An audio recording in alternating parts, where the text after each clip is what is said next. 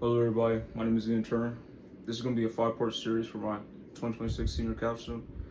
Tonight I'm going to be talking about black representation in aviation. As part 1, I'm going to be talking about the rich history of African Americans in aviation.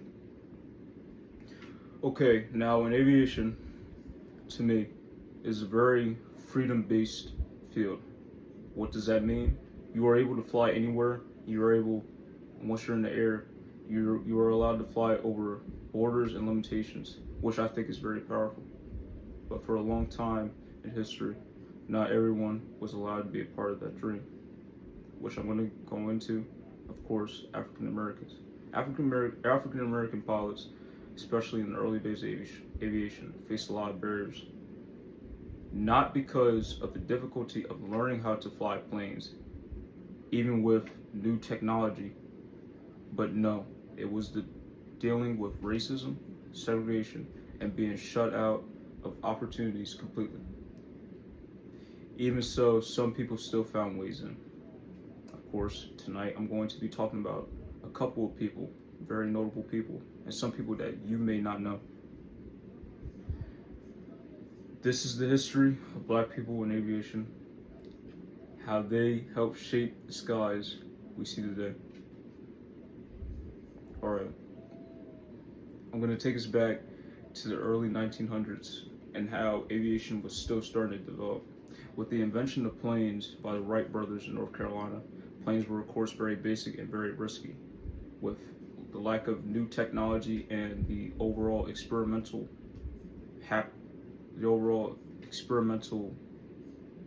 works that was going into planes as of the time, most flight schools and of course military programs were a bit bare bones. But the fact of that was they still segregated and outright denied black applicants. That means if you wanted to fly, your options were very limited. Either you teach yourself or you find something else to do because you weren't getting in, period, because of your skin color. However, there was one other opportunity that you could do, which is go overseas and fight for France in World War I, which Eugene Bullard did, and he flew for France during World War I because he was allowed to fly for the United States. But he wasn't alone in facing this kind of rejection, but he was one of the earliest examples of someone refusing to let those barriers completely stop. At that time, most black Americans interested in aviation were completely locked out of the field. Okay, next one. All right, we got a good one. This is my inspiration for aviation. The Tuskegee Airmen. Of course, a lot of us know them. If you go around DSU, there's even an exhibit of them right by the Science Center and the library. There's a little exhibit for them in commemoration, which I feel is really cool. But things had to shift during World War II because, there was a shortage of pilots and really a shortage of soldiers in general. And pressure from civil rights groups and black newspapers, which pushed the government to finally open the training programs for black Americans and aviators. That led to the formation of the Tuskegee Airmen.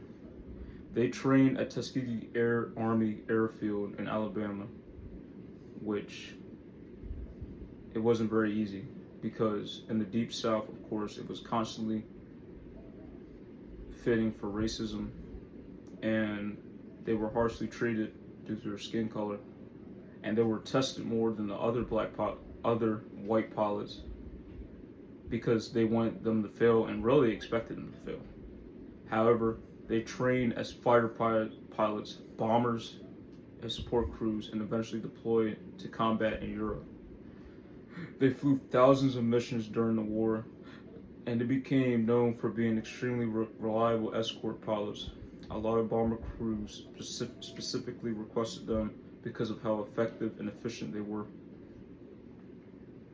Even though they still faced racism back home and weren't really celebrated back home, their performance in the war started to change how people viewed black pilots in aviation.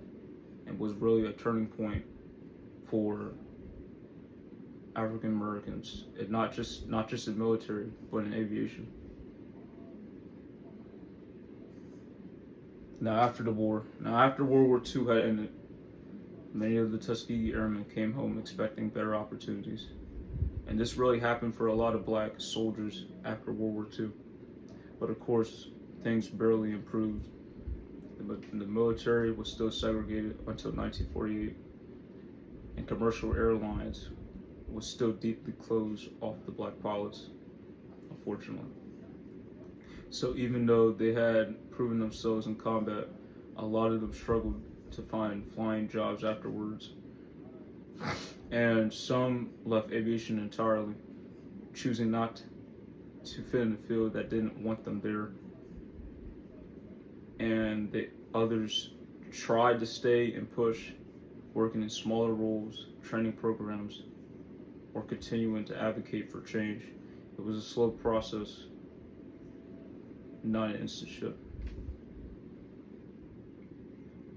Finally, over time, especially during the civil rights movement, things started to look up more because airlines and flight schools began hiring more black pilots, but it was still extremely difficult there because there weren't many role models in the industry, and opportunities were often very limited, of course, even with more black pilots being able to be let into the industry.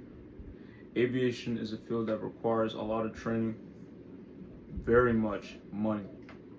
You cannot be broke and want to be a pilot, and access. So even when discrimination laws changed, the system still made it hard for many people to get in. But black pilots entering the field and slowly building representation in commercial aviation, the military, and private flight industries. Organizations were created to help train and support new pilots, which made a big difference in giving more people a path into aviation. Now, modern era of black pilots. Today, black pilots are in every part of aviation, despite not being represented as prevalent as they need to be nowadays.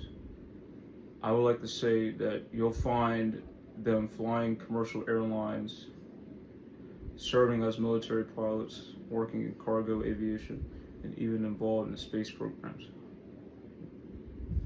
The industry still isn't perfect in terms of representation, but it has changed over the last few years, and especially is way better than it was in the early days.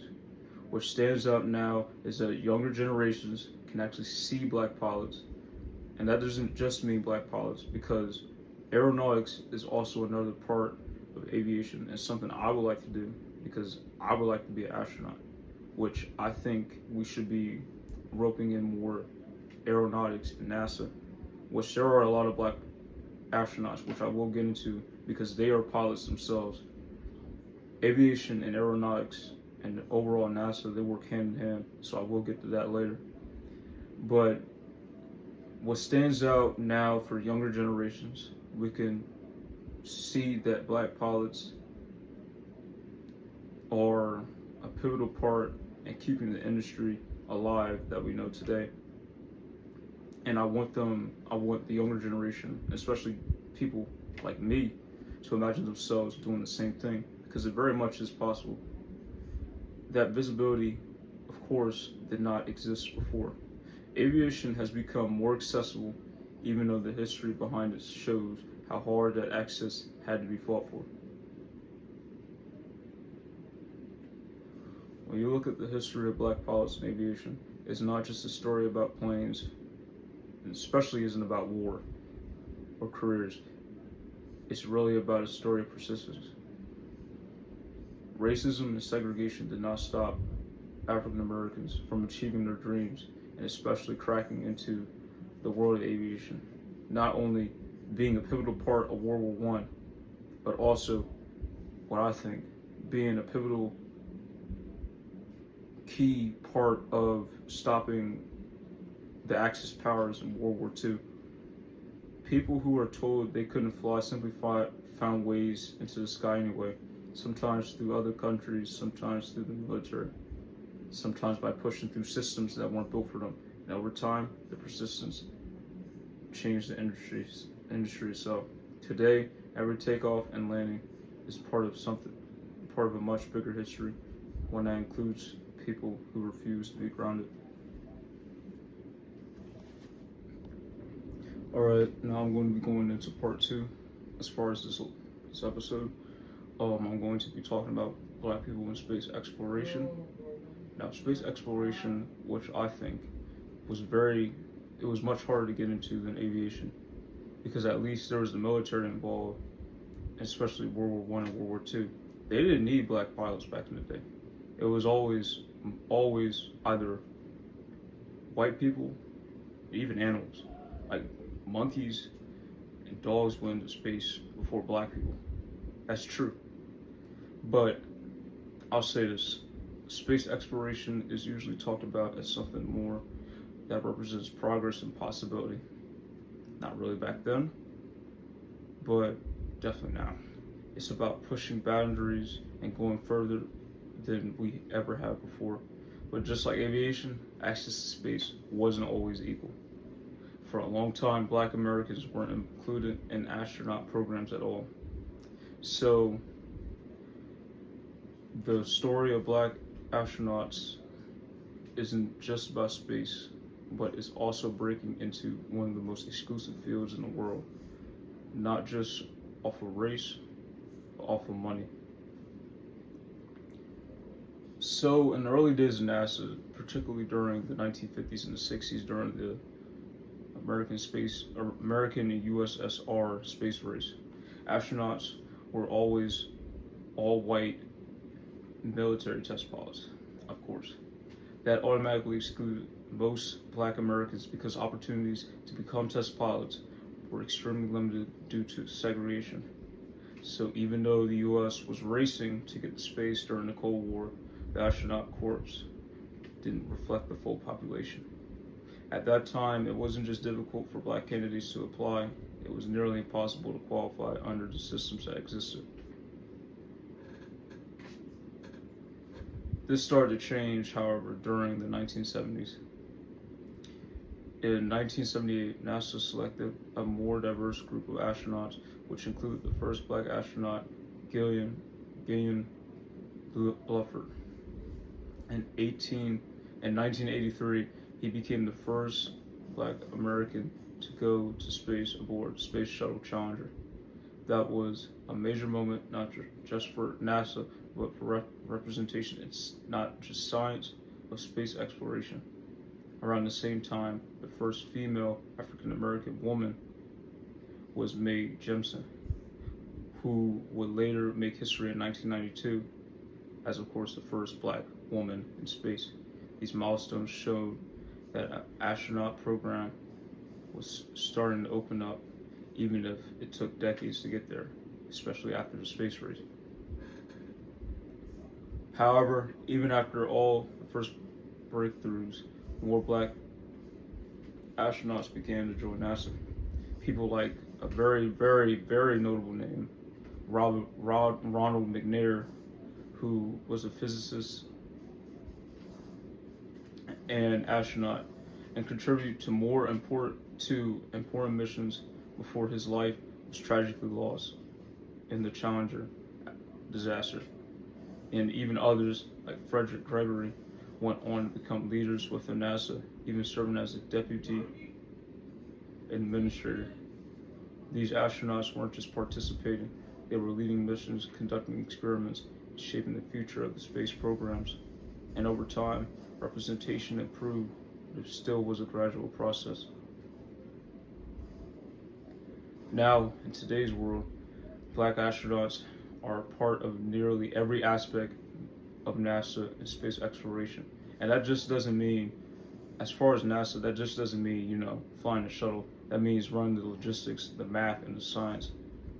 One major example I can give is Victor Glover, who became the first black astronaut to live aboard the International Space Station for an extended mission, and another, Janae Epps, who has been a part of missions involving long-term spaceflight and research. These astronauts represent a new era where space exploration and space science and math is becoming more inclusive, though there still is progress to be made with all industries. The history of black astronauts shows how much had to change just for the access to space to become possible.